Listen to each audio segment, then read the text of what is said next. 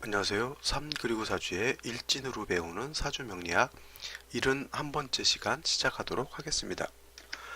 오늘은 양력으로 2019년 1월 16일에 해당이 되고 음력으로는 2018년 12월 11일에 해당이 됩니다. 오늘 명식을 보면 무술년, 을축월, 개축일이 되고 오늘의 일지는 개축이 됩니다.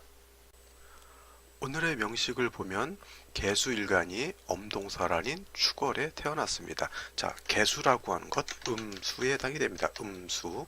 그 다음에 쉬운 말로 수라고 하는 건 그냥 물에 해당이 되는 거죠. 물, 뭐 목화 토금수가 뭐 나무, 불, 뭐 흙, 쇳덩어리, 뭐 물 이렇게 비유를 많이 하죠. 그래서 개수라고 하는 것 음수에 해당이 되는 것이고요. 그냥 음수 이렇게 설명을 드리면 좀 개수라고 하는 것을 좀 이해하기가 조금 난해합니다. 그래서 개수 같은 경우는 되게 뭘로 표현을 하냐면 되게 우로수다 이렇게 표현을 해요. 우로수. 우로수라고 하는 건 뭐냐면 비우자에다가 이슬로자 물수자를 쓰죠. 이렇게 그래서 비라든가 이슬 같은 것이 이 개수에 해당이 되는 거예요. 그래서 봄, 여름, 가을 같은 때는 뭐 내리는 비, 이슬 같은 것이 될 수 있겠지만 동절기 같은 때는 눈에 해당이 되겠죠. 눈이라든가 아니면 우박 같은 것도 해당이 될 수 있고요. 우박은 뭐 신금으로 보는 사람들도 있고 그다음에 서리 같은 것도 이 개수로 놓고 볼 수가 있습니다. 그래서 뭐 개수라고 하는 것 음해수이면서 우로수로 본다. 그다음에 또 개수를 어떻게 보냐면 뭐 옹달샘 같은 거 있죠. 옹달샘. 그다음에 요즘은 집집마다 다 정수기를 가지고 있을 겁니다. 정수기. 이 정수기에서 물이 나오잖아요. 깨끗하고 시원한 시원한 물도 나오고 뭐 냉온수기 겸용이면 뜨거운 물도 나오겠죠. 그래서 이 정수기에서 나오는 물도 따지고 보면 개수에 해당이 되는 거예요. 개수. 근데 이 개수라고 하는 것은 사람이 능히 먹을 수도 있고 좀 맑고 깨끗해야 되겠죠. 그래서 개수라고 하는 것은 임수와는 좀 달라서 개수는 청징함을 생명과 같이 여긴다고 해서 청징이라고 하는 것은 뭐냐면 맑고 깨끗한 걸 말해요. 자, 여러분들 예를 집에서 정수기가 있어서 정수기에 물을 받았는데 예전에 어디 제품에서 이상한 이물질 같은 게 이렇게 나와가지고 그게 좀 인체에 좀 심각한 어떤 문제를 일으킨다라고 했던 적이 있었어요. 뭐 어디 정수기인지는 제가 기억이 안 나는데 그 정수기에서 나오는 물이 이렇게 뭐 이물질이 끼어 있다거나 물의 색깔이 약간 탁하거나 하게 되면 어떻게 돼요? 그 개수를 먹을 수 없죠. 개수라고 하는 것 그래서 맑고 깨끗해야 된다라고 하는 것입니다. 그 다음에 옹달샘 같은 경우도 있죠. 산에 이렇게 올라갔는데 약수터 같은 데가 있을 거예요. 땅, 뭐, 땅 깊숙한 데서 이렇게 올라오는 그런 맑고 깨끗한 물, 먹으면은 이제 시원하고 이제 갈증해소도 되는데 그러한 옹달샘 땅속에서 나오는 물인데도 이게 탁하고 뭐 흙이 묻어져 있거나 뭐 이렇게 되면은 그 물을 먹기가 굉장히 꺼림칙하죠. 물론 뭐 그거 먹을 게 그거밖에 없다라고 하면 어쩔 수 없겠지만은 이 개수라고 하는 거는 그와 같이 맑고 깨끗해야만 용도가 있는 거예요. 근데 반면에 임수라고 하는 것은 이 임수라고 하는 것은 대해수라고 그랬잖아요. 대해수. 그래서 개수에 비해서 임수라고 하는 것은 약간 탁한 기운이 있다라고 이렇게 놓고 볼 수도 있어요. 그렇다고 해서 임수일관들 내가 나 임수 때 나 탁해서 뭐 안 좋은 거야 그렇게 놓고 볼 문제는 아니고요. 임수와 개수라고 하는 두 물, 하나는 양수에 해당이 되는 것과 하나는 음수에 해당되는 것 두 가지를 비교해 놓고 봤을 때 임수라고 하는 것은 대수로서 큰 물은 큰 물대로의 용도가 따로 있는 것이고요. 작은 물, 개수 같은 경우는 개수로서 또 용도가 또 따로 있는 겁니다. 그 중에서 개수라고 하는 것 청징함을 아주 생명과 같이 여긴다라고 했던 겁니다. 이해되시겠죠? 근데 이러한 개수가 청징함, 즉 맑고 깨끗하려고 하면 정수기 같은 경우는 필터가 있어요, 그죠? 필터가 있어서 물을 이렇게 정수를 시켜서 깨끗하게 만들어 준다는 얘기죠. 근데 옹달샘 같은 것, 예를 들어서 뭐 산사 같은 데 이렇게 산행 같은 게 갔을 때 옹달샘이 있는데, 이 옹달샘이라고 하는 것은 계속 어떻게 돼요? 물이 계속 흘러야 되죠.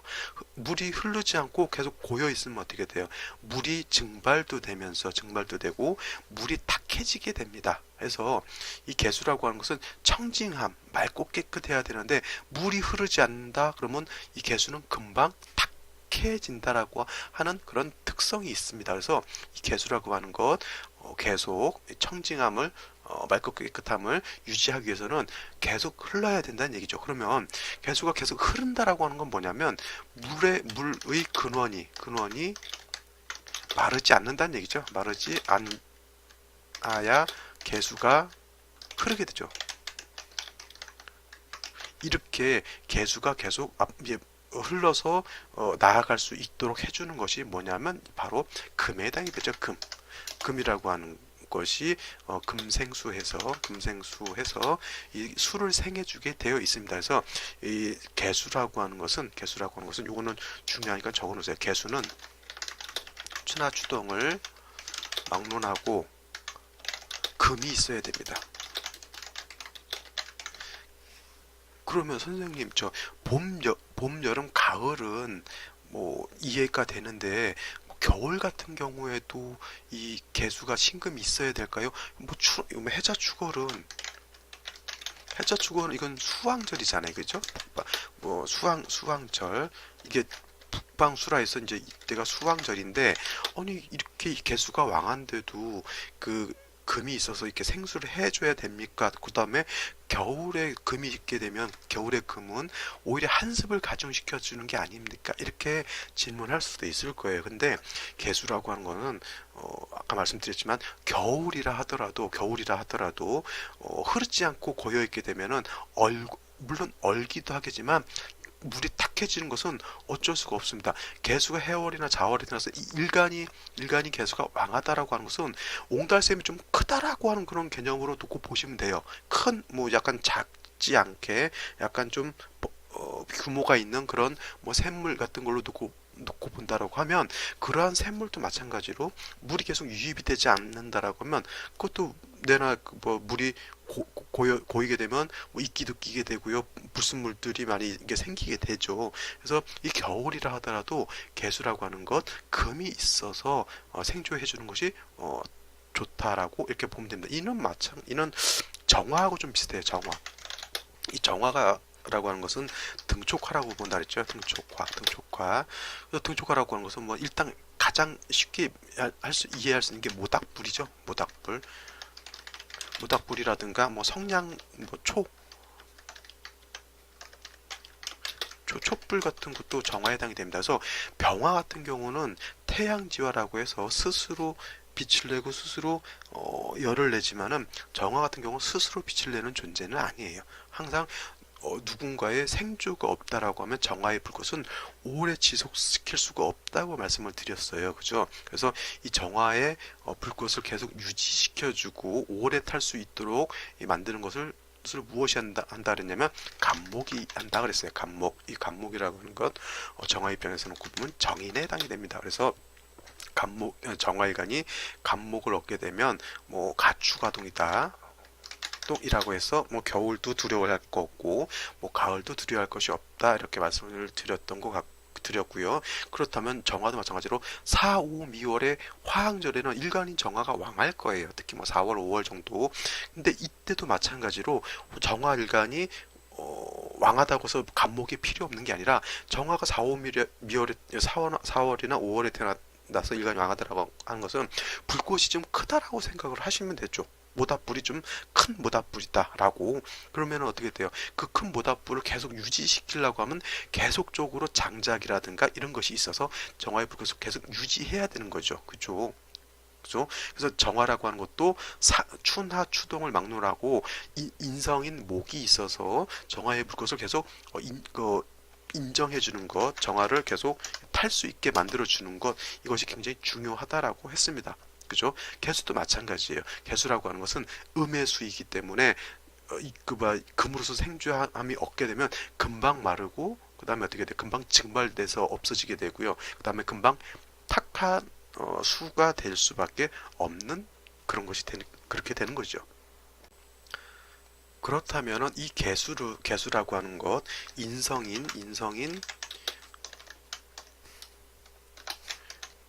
금이 필요한데 이 금에는 뭐가 있냐면 정인인, 경금이 있고요. 그 다음에 편인인 신금이라는 게 있습니다. 그죠? 그렇다고 하면 이 개수라고 하는 것을 같은 금이지만 정인인 경금으로서 생조해 주는 것이 더 좋을까요? 아니면 편인은 신금으로서 생조해 주는 것이 더 좋을까요? 어떤 것이 더 좋겠죠? 자, 정화 같으면은 아까도 말씀드렸던 정화 같은 경우는 어, 이 정화를 인정해 줄 때는 똑같은 인성 중에서 간목이 있는 거고요. 간목이라고 하는 것이 있고 그다음에 을목이라고 하는 게 있죠. 근데 이 간목이라고 하는 것 정화 입장에서는 정인에 해당이 되는 것이고요. 을목이라고 하는 것은 편인에 해당이 됩니다. 편인에 해당이 돼서 뭐 육친론을 하는 사람들은 당연히 정인인 간목이 좋다 이렇게 접근을 할 수도 있고요. 을목은 뭐 편인에 해당이 되니까 좋지 않다 이렇게 설명도 가능하겠지만 이거는 목이라고 하는 간목과 을목의 그 특성에서 약간 찾는 것, 이 원인을 찾는 것이 더 좋겠죠. 어떻게 보면 간목이라고 하는 것은 그냥 마른 장작 이렇게 생각하시면 되는 거고요. 을목이라고 하는 것은 약간 물기를 머금고 있는 습목과 같은 것이 이 을목에 해당이 돼요. 습목. 습한 나무, 물기를 머금고 있는 나무 이런 것을 을목이라고 합니다. 그래서 뭐 봄에 이제 새싹들 많이 자라게 되면은 그때 나무 줄기 같은 걸 꺾으려면 잘 안 꺾여져요. 왜냐하면 봄에는 나무가 물을 가장 많이 빨아들이고 있는 때이기 때문에 젖은 나무하고 같아요. 그래서 봄에 고로쇠물을 봄에 채취를 하죠. 가을에 채취하는 게 아니라 봄이 목이 가장 왕할 때이기 때문에 그때 물을 많이 빨아들이기 때문에 이런 나무는 배다가 바로 불을 지피면 잘 안 탑니다. 이런 것도 배다가 말려야 되겠죠. 물기를 빼줘야 되니까. 그래서 이 정화라고 하는 것은 정인인 간목이 필요한 거고요. 이거는 일간의 특성상 그런 것이고. 자, 그러면 이 개수라고 하는 것은 뭐 정인이라서 경금이 좋은지 아니면 편인 신금이 좋은지 이걸 놓고 이제 따져봐야 되겠죠. 물론 뭐 편인이 없을 때는 부득이 정인을 써야 되는 것이고요. 정인이 없으면 부득이 또 신금을 쓰는 것은 뭐 당연한 거겠지만 만약에 둘 중에 어떤 것이 더 좋으냐 나쁘냐를 한번 보자는 얘기예요. 자, 개수라고 하는 것은 말씀드렸지만 생명과 같은 것이 청징함이라 그랬죠. 여기서 한번 답을 찾아보면 좋을 것 같아요. 이 개수라고 하는 것은 맑고 깨끗함, 이 청징함을 좋아하는데, 그죠? 이 경금이라고 하는 것은 뭐에 비유를 많이 하죠? 완철금입니다. 완철금. 완철금이라고 하는 것은 투박하고 거칠고 땅 속에서 금방 캐낸 그 원철 같은 거 있죠. 약간 녹이 슬어 있을 수도 있고요. 아니면 투박하고 뭐 흙 같은 것이 묻어 있는 그런 금으로 이렇게 생각을 하시면 될 거예요. 근데 이런 금으로서 개수를 생각하게 되면 어떻게 돼요? 약간 탁기가 있는 금으로서 수를 생각하면 수도 약간 탁해질 겁니다. 그래서 이거를 금다수탁이라 그래요. 물론 이제 금이 왕하게 되면 금이 너무 많게 되면은 수가 탁해진다라고 하는 그런 개념인데 경금과 신금을 두 가지를 놓고 보게 되면 경금이 신금에 비해서는 좀 왕한 금으로 놓고 볼 수 있잖아요. 그죠? 신금은 작고 여리고, 그 다음에 신금 같은 경우는 뭐 주옥이라든가 이런 걸로 비유를 하니까 좀 경금에 비해서는 깨끗한 그런 금으로 놓고 볼 수가 있는 거예요. 그래서 육친을 하는 사람들은 육친을 좀 중시하는 사람들은 경금이 좋다 이렇게 놓고 볼 수 있지만은 개수를 생각하는 것은 경금에 비해서는 음금인 편인인 신금으로 생각해 주는 것이 개수가 더 맑고 깨끗하다라고 하는 겁니다. 그리고 이런 말도 있죠. 음생음이다, 양생양이다. 라고 하는 말이 있어요. 이거는 뭐냐면 음은 음으로서 생하는 것이 좋고 양은 양으로서 생하는 것이 좋다라고 이렇게 하는 거예요. 자, 우리가 이제 결혼하신 분들은 뭐 아들도 있고 아들도 낳아서 키우고 딸도 낳아서 키우잖아요. 이 뜻이 어떤 뜻이냐면 아들 같은 경우는 아버지가 좀 남자답게 씩씩하게 자라라고 이제 좀 약간 엄하게도 키우고요. 같이 좀 힘든 운동 같은 경우 아주 힘든 뭐 등산 같은 경우도 아빠 따라다니면서 이렇게 하면은 그 아버지 따라다니면서 호연지기 같은 것도 이렇게 배울 수가 있고 좀 남자답게 클 수가 있습니다. 그리고 반면에 딸 같은 경우는 엄마가 부드럽게 여자 대 여자로서 이렇게 여자가 지켜야 될 어떤 소양 같은 것들 이렇게 가르쳐 주면은 되겠죠. 근데 반대로 아들을 너무 엄마가 여성스럽게 키우는 것은 남자가 좀 남자답지 못하죠. 그 다음에 여자들을 또 강하게 키운다고 아버지가 또 격투기 같은 거 이렇게 가르치고 하면 좀그 음양의 조화에 좀 맞진 않습니다. 물론 이제 요즘은 남자들도 꽃미남 세대 뭐 이렇게 해가지고 뭐 그 여성화 되어가는 그런 추세가 좀 있고 있는 것 같고요. 여자들 같은 경우도 옛날 같이 뭐 가부장적인 그런 세대가 아니기 때문에 요즘은 여자들도 좀 뭐랄까 커리어 우먼으로서 좀 일간이 신앙하고 좀 그런 것을 좀 좋아하는 세대다 하더라도 음양이라고 하는 것은 원래 양생양으로서 그거에 맞게 서로 그렇게 맞게 이렇게 생겨주는 게 좋다라고 하는 개념이죠. 그 다음에 금이 너무 많게 되면 금다수탁 된다라고 하는 개념도 이해해 주시면은 신금이 경금보다 생해 주는 것은 월등히 더 좋다 이렇게 이해할 수가 있겠죠. 그렇다고 해서 금다수탁은 경금만 되느냐 그건 아니에요. 신금도 지지로 유금 있고 뭐 축토 있고 해서 금이 많게 되면 이것도 인성이 금이 많아지기 때문에 이것도 금다수탁이 될 수 있습니다. 근데 경금과 신금 단 두 가지를 놓고 봤을 때 금다수탁이 어떤 게 더 가능성이 크냐라고 놓고 봤을 때는 신금보다는 경금이 더 수를 탁하게 만들 수 있는 가능성이 더 크다는 얘기죠. 그렇다면 이렇게 또 이런 고민이 들어갈 수도 있어요. 그러면 뭐 계절은 무조건 경금 필요고 을목만 있으면 좋습니까? 근데 꼭 그렇지만도 않아요. 경금이 필요할 때도 있습니다. 경금이 어느 때 경금이 필요하냐면 인월이나 묘월 같으면은 인월이나 묘월은 모광절이죠. 모광절. 그래서 개수가 인월이나 묘월에 태어나게 되면은 격국 국세가 어떻게 되냐면 수목 진상관격이 되죠. 그러면 진상관격이라고 하는 것은 일간인 수 개수는 약하고 상관인 목이 왕하다는 얘기예요. 그래서 약한 개수의 기운을 목이 너무 많게 되면은 개수의 기운을 많이 설기를 시키겠죠. 그래서 이럴 때는 인성이 있어서 상관패인해야 되는데 이런 경우에 여기서 인성이 필요하다라고 하는 개념은 어떤 개념이냐면 물론 중요한 것은 개수를 생해주는 그런 것도 필요하겠지만 뭐냐면 왕한 목을 제하는 용도가 있어요. 제하는 용도도 있어요. 그래서 두 가지 역할이죠. 인성이 약한 일간도 생해야 되고요. 왕한 상관도 제해야 되는 그런 용도가 있는 겁니다. 그러니까 이런 경우에 목이 너무 왕할 때는 신금으로 목을 제할 수는 없죠. 물론 신금이 개수를 생하는 건 좋지만 목을 제하는 용도는 신금보다는 경금이 있는 겁니다. 그래서 이런 경우에는 두 마리 토끼를 다 잡기 위해서는 신금보다는 경금이 있는 게 더 좋겠죠. 이런 경우는. 그 다음에 또 4월이나 5월 같은 경우는 이거는 화항절이죠.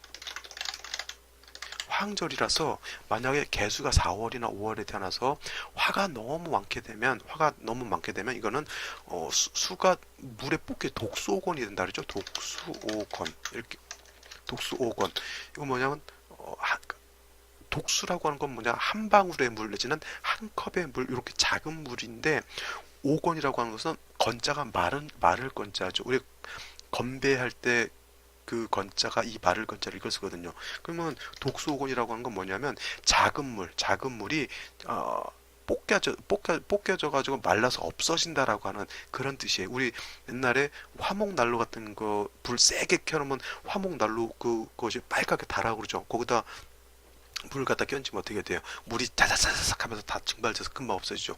그와 같아요. 그래서 이런 경우에도 4월이나 5월에 화가 왕할 때도 또 반드시 개수라고 하는 것은 금이 필요한데 이때는 화가 너무 왕하게 되면 신금 같은 경우는 어떻게 돼요? 열이고 약한 금이기 때문에 화가 너무 왕하게 되면 금이 수를 생하는 공력이 많이 위축이 됩니다. 그렇기 때문에 이런 경우에도 신금보다는 경금이 있는 것이 오히려 개수를 생하는 공력이 더 크게 돼요. 경금은 아무리 화가 왕하더라도 그렇게 쉽게 녹아내리거나 그러진 않거든요. 그 다음에 경금 같은 경우는 어떻게 돼요? 화로서 단련하는 것을 능히 좋아하는 그런 특성이 있죠. 경금은 화로서 단련해야 기물을 만드는 거지만은 신금 같은 경우는 화로서 단련하는 게 안 좋죠. 단련하면 안 되는 거죠. 녹아버리면 어떻게 돼요? 그쵸? 그래서 4월, 5월에 화가 넘어가게 되면 신금은 금방이라도 녹을 것 같기 때문에 술을 생하는 공력이 많이 적게 됩니다. 그래서 인묘월 같은 경우 목이 왕할 때는 신금보다는 경금이 좋고요. 그 다음에 4월이나 5월 같은데 화가 왕할 때도 신금보다는 경금이 있는 것이 어떻게 보면 더 좋다라고 이렇게 볼 수가 있는 겁니다. 요거 오늘은 요 개수에 대해서 좀 이렇게 말씀을 드렸는데 이 개수의 특성 같은 거 다시 한번 정리해 보시고요. 추나 추동을 막론하고 개수라고 하는 것은 계속 물이 흘러야 된다라고 하는 개념. 그래서 금이 필요하다라고 하는 것. 그다음에 음생음, 양생양으로서 개수라고 하는 것, 신금이 좀 더 좋긴 한데 그것도 상황에 따라서 화가 왕하거나 목이 너무 왕하게 되면 신금보다는 경금을 써야 된다라고 하는 것, 이렇게 정리를 해두시면 좋을 겁니다. 그쵸? 자, 다시 명식을 보도록 하겠습니다. 오늘의 명식, 개수일간이 토왕절인 추걸에 태어났죠. 뭐 추걸이라고 하는 건 뭐 많이 말씀을 드렸고, 그 다음에 지난번에는 추걸이라고 하는 것은 상반월과 하반월로 나눠서 본다 그랬죠. 하반월. 그래서 지장간인 개수 신금이 사령할 때는 그래도 수가 기운이 있는 걸로 놓고 본다라고 했고, 그 다음에 하반월 기토가 사령할 때는 이때는 토가 왕하기 때문에 수의 기운이 이제 쇠하다 이렇게 설명을 드렸습니다. 그래서 진술충미월은 전부 상반월과 하반월로 나눠서 이렇게 본다라고 말씀을 드렸죠. 근데 오늘 같은 경우는 아직 개수가 상반월인 추걸에 태어난 거예요. 그래서 뭐 추걸이라 하더라도 이 개수가 이렇게 많이 쇠하진 않고 어느 정도 세력은 있다라고 이렇게 놓고 볼 수는 있습니다. 근데 중요한 건 뭐냐면 일지를 놓고 보면 이게 개축토가 있어서 개축일주가 되죠. 그 다음에 연주를 보게 되면 무술토가 있습니다. 이거를 사람들이 뭐 정관도 있고 뭐 평관도 있으니까 이거를 뭐 관사론잡이다 이렇게 뭐 보시는 분도 있고, 뭐 이게 크게 뭐 다 틀렸다라고는 말씀을 드리진 않는데, 잘 보시면은 개수가 아무리 상반월에 태어나서 그 금기가 좀 있다 하더라도 축토 이거 둘 다 칠살이죠. 그 다음에 무술토가 있게 되면 관사론잡이라고 놓고 보기보다 이거는 살중신경으로 놓고 보는 것이 더 타당합니다. 살중신경 하게 되면 굳이 정관과 칠사를 굳이 나눌 필요가 없습니다. 어차피 개수가 정관 아무리 이 무토가 좋아서 자기가 감당할 수 있는 그 여력이 없게 되죠. 뭐 정관이라고 하는 거 발음법, 발음준리, 도덕 뭐 이런 것으로 놓고 보지만 그것도 일간이 어느 정도 세력이 있어서 감당할 수 있어야 내 명예가 되는 거고 그렇게 되는 건데, 일간이 약하면 저건 명예가 될 수가 없죠. 그 다음에 아까 말씀드렸던 개수라고 하는 것, 뭘 생명같이 여긴다 그랬죠? 청징함을 생명같이 여긴다고 했어요. 근데 아무리 좋은 정관도 이렇게 왕토가 있게 되면 개수는 매몰됩니다. 매몰. 그죠? 매몰되니까 수가 뭐 탁해지는 정도가 아니라 아예 땅 속에 묻혀버리는 거죠. 개수일간이 이렇게 토가 왕하면 사람 성격이 되게 예민합니다. 예민하고 항상 좀 뭔가 좀 두려움이라든가 좀 불안하다든가, 특히 축토에 있게 되면 이건 칠살에 해당이 되니까 사람이 굉장히 신경적으로 예민하고 뭔가 갇혀있는 듯한 그런 느낌이 많이 들어요. 그 다음에 토가 이렇게 많게 되면은 사람이 생각도 많은데 이게 좋은 생각이 아니죠. 상황이 계속 안 좋은 쪽으로 생각을, 약간 비관적이에요. 사람들이 이렇게 살중신경 됐는데 토가 이렇게 많게 되면은 이거는 사람이 약간 비관적이죠. 우울증 같은 것도 걸릴 수가 있고요. 아니면 좀 뭐라 그럴까, 정신질환 같은 거 뭐 이런 것도 올 수가 있습니다. 이 사주 같은 경우 특히나 토가 이게 관살이 왕해지게 되죠. 이 토를 제해줘야 되는데 월간에 있는 을목 가지고는 이 왕토를 제할 수가 없어요. 이거는 거의 사주가 완전히 평관적으로 흘러갔다라고 봐도 과언이 아니죠. 그래서 이런 경우에는 생시에 따라서는 종격, 즉 이거는 종관격이 아니에요. 전체 이 토를 다 살로 보기 때문에 이거는 종살격이 되는 겁니다. 종살격, 종관격이라고 놓고 보는 사람, 뭐 명칭을 쓰는 사람도 있는데 관으로 종하면 그냥 종살격으로 보는 게 맞아요. 일간이 약해서 종하는 것이기 때문에, 그 다음에 이거 일간을 버리고 살을 쫓아간다고 해서 기명종살격이라고 하겠죠. 생시가 어떤 생시면 종살격이 될까요? 자, 병진시가 되면 종살격이 될 겁니다. 그죠? 그 다음에 정사라고 하는, 정사시가 되면 사축이 합해서 반합 회국한다라고 놓고 볼 수는 있겠지만, 이런 경우도 제가 봤을 때는 종살로 놓고 볼 수가 있어요. 그 다음에 무옷이나 기미시, 이거 다 종살로 놓고 보게 됩니다. 이 네 개시면 기명종살격으로 충분히 볼 수가 있겠죠. 자, 그러면 이왕 뭐 생시를 본 거 뭐 한번 이렇게 볼까요? 임자시가 되면 어떨까요? 임자시가 된다라고 하면 개수가 자하고 이렇게 합을 하죠. 자축합 토로 놓고 볼 수도 있겠지만, 자축합 토로 놓고 볼 수가 있겠지만, 천간에 이렇게 임수 개수가 이렇게 있게 되면 요거는 사수동류 되는 거여서, 요거는 약간 그러니까 토로 가기보다는 약간 토가 수 쪽으로 이렇게 오게 돼요. 그래서 요거는 일간이 그냥 뿌리를 얻는 걸로 놓고 볼 수가 있는데, 임수가 투출하게 되면 어떻게 돼? 물론 개수라고 하는 것이 약할 때는 임수에게 의지를 하기도 하지만은, 이런 경우는 중요한 건 뭐냐면 뿌리는 얻었지만은 살중신경한 것을 모면하지 못했죠. 그 다음에 을목이라고 하는 것이 이 무토를 제할 능력도 안 되고요. 더 중요한 것은 사주에 화가 없습니다. 그죠? 물론 술중정화 있어서 이 술중정화로 조우한다라고 하는 경우도 있겠지만은, 제가 봤을 때 술중정화는 거의 없는 것과 똑같습니다. 그죠? 그래서 이런 경우에는 이 술을 얻어서 일간이 매물까지는 아니다 하더라도 뭐 크게 좋아진 개선된 그런 거는 아닌 것 같죠. 그 다음에 다른 실 한번 더 볼까요? 이번에 갑인실 한번 볼게요. 갑인시. 자, 갑인시를 놓고 보게 되면 개수가 축월에 태어났다 났는데 상반월이기 때문에, 그래도 아직은 자월의 어떤 그 수의 여기가 남아있기 때문에 개수가 이렇게 뭐 완전 극신약 같진 않는다 하더라도 토가 있게 많게 되면 신약이죠. 근데 이게 좋은 건지 나쁜 건지 모르겠지만, 간목이 인의 뿔을 두고 투출했고요. 그 다음에 인중에 병화가 있어서 조우도 할 수가 있죠. 근데 중요한 건 뭐냐면, 이 간목으로서 얘를 소토 내진 제토를 하죠. 토를 제하게 되는 제토를 이렇게 하게 되는데, 이 개수가 이 관살도 다 감당을 못하고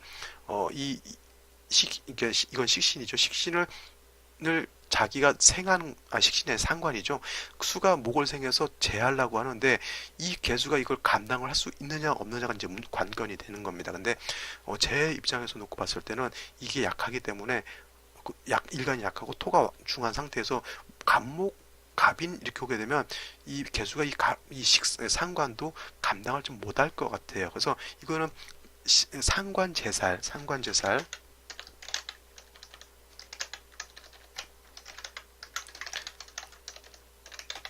로 보기보다는, 이거는 그냥 갑인시가 되면 극설교집으로 보는 것이 더 타당하지 않을까, 이렇게 생각이 듭니다.